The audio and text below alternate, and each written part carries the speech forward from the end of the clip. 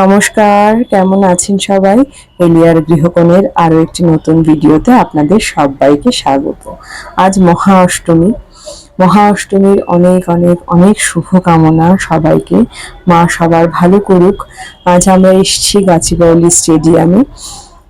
তো এটা সুরধনী, গাছিবাউলি স্টেডিয়ামের মধ্যে দুটো পুজো হচ্ছে। একটা হচ্ছে সুরধনী আর একটা হচ্ছে উৎসব। উৎসবটা ভীষণ ফেমাস হায়দ্রাবাদের একটা পুজো। তো এখানেই আমি অঞ্জলি দিয়েছি আজকে। তো দেখুন এত সুন্দর ডেকোরটা করেছে, এটাও স্টেডিয়ামের মাঠেই করেছে। আপনাদের যে বললাম, হয় এটা মাঠে করে, না হলে কোনো স্কুলের মানে মাঠে করে, অথবা কোনো কমিউনিটি হলে করে। তো এটা স্টেডিয়ামের মাঠ, ভীষণ ফাঁকা, অনেক স্টল বসেছিল। আমাদের অঞ্জলি দেওয়া হয়ে গেছে। ছানা দুটোকে ধরলাম যে আর ছবি তুলি, তো তারা তো যথারীতি, ওরা হচ্ছে ছবি বিদ্বেষী বাচ্চা, যে জোর করে ধরেছি বলে মুড অফ হয়ে গেছে।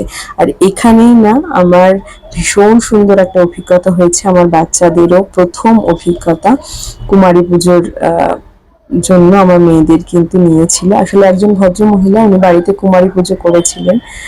তো তিনি এসে দেখলাম হঠাৎ করেই আমাকে বলছে, কুমারী পুজো করেছিলাম, আমি তো কোনো বাচ্চা মেয়ে পাচ্ছি না, তো ওদের দুজনকে দিয়ে যাই পুজোর প্রসাদ।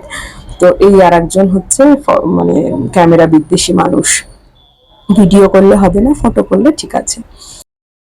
এটা প্রথম না তোমাদের? Thank you so much, thank you. একজনকে ধরে বেঁধে তুলতে পেরেছি, আর একজন তো আসলো না। যাই হোক, তো এই অভিজ্ঞতাটা না ভীষণ আমার ভালো লেগেছে। মায়ের আশীর্বাদ পাওয়া গেছে, ব্লেসিংস, এটা অনেক বড় জিনিস, অনেক বড় পাওনা। তো এই যে বললাম যে হায়দ্রাবাদে গ্রিনারি ভর্তি, দেখুন স্টেডিয়ামটার মধ্যেও গ্রিনারি কিন্তু ভর্তি। যতই পলিউশন হোক না কেন, যতই গাড়ির সংখ্যা বেড়ে যাক না কেন, কিন্তু এই গাছগুলোর জন্যই কিন্তু হায়দ্রাবাদ এখনো পর্যন্ত অতটাও পলিউটেড হয়ে পারেনি। যে আমরা যাচ্ছি সুরধনী থেকে উৎসবে, এদিকে একটুখানি জাস্ট একই স্টেডিয়ামের মধ্যে একটুখানি এপাশ আর ওপাশ। তো উৎসবের পুজোটা বহু বছরের পুরনো, বহু বছরের। আমার ছানারা তখন আধো আধো বুলি পারে। উৎসবে তখন ওরা একটা ওই অনলাইন রিসাইটেশনের একটা কম্পিটিশন রেখেছিল, তখন ওরা এটাতে পার্টিসিপেট করেছিল আর কি। তো গাছগুলো আরো বৃষ্টির জল পেয়ে না ভীষণ সতেজ হয়ে গেছে। কলকাতা থেকে এসছি বৃষ্টি কমার জন্য, আমি এসে পড়েছি আবার আর এক বৃষ্টির দেশে। মানে এখানেও প্রচন্ড পরিমাণে বৃষ্টি হচ্ছে। তো অষ্টমীর দিন যাই হোক সকালবেলাটা ভালোই ছিল, কোনো বৃষ্টি বাদল হয়নি, আকাশটাও সুন্দর ছিল। আর দেখতেই তো পাচ্ছেন নিচে পুরো গাছে ফুল পড়ে এত সুন্দর হয়ে আছে, আর এত ভালো লাগছিল, সত্যি শরতের আকাশ। তো ওখানে বেশ খানিকটা সময় কাটিয়ে তারপর তো একটু কিছু এই যে উৎসবের প্যান্ডেলটা, ওখান দিয়ে গেলাম। এবার এই যে এখানে অনেক স্টল বসিয়েছিল উৎসবে,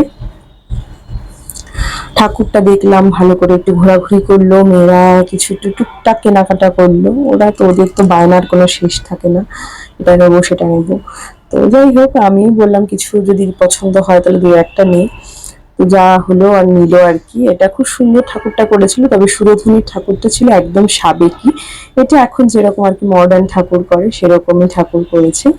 তো মা দুর্গা ভীষণ সুন্দর ছিল। এখানে অঞ্জলি হচ্ছে, আর আমি তো অলরেডি দিয়ে এসেছি, সেই জন্য আর অঞ্জলি দিইনি।